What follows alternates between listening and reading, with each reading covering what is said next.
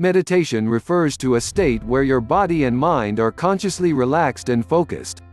Practitioners of this art report increased awareness, focus, and concentration, as well as a more positive outlook in life. Meditation is most commonly associated with monks, mystics, and other spiritual disciplines. However, you don't have to be a monk or mystic to enjoy its benefits. And you don't even have to be in a special place to practice it. You could even try it in your own living room. Although there are many different approaches to meditation, the fundamental principles remain the same.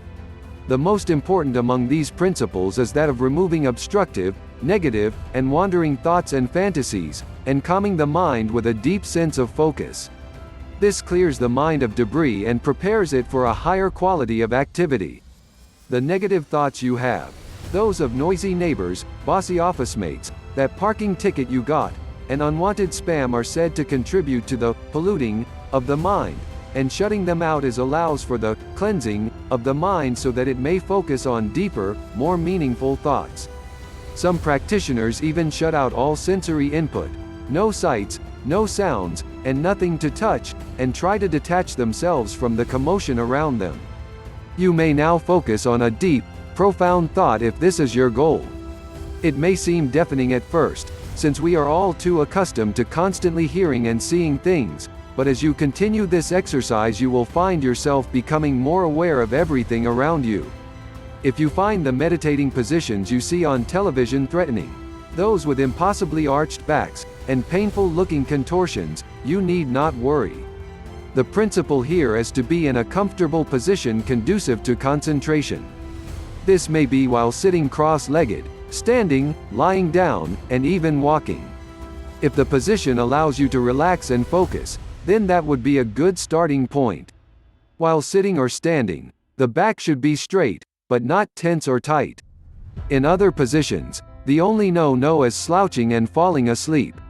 Loose, comfortable clothes help a lot in the process since tight-fitting clothes have a tendency to choke you up and make you feel tense. The place you perform meditation should have a soothing atmosphere.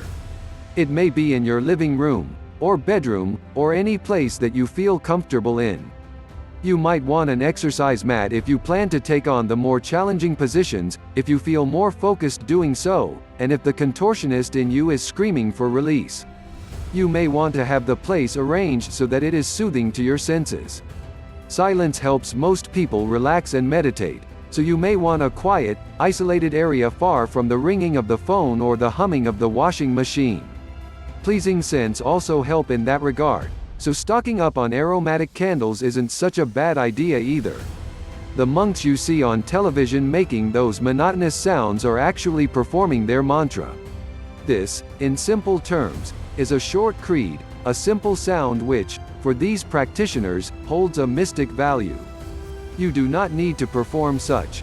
However, it would pay to note that focusing on repeated actions such as breathing and humming help the practitioner enter a higher state of consciousness.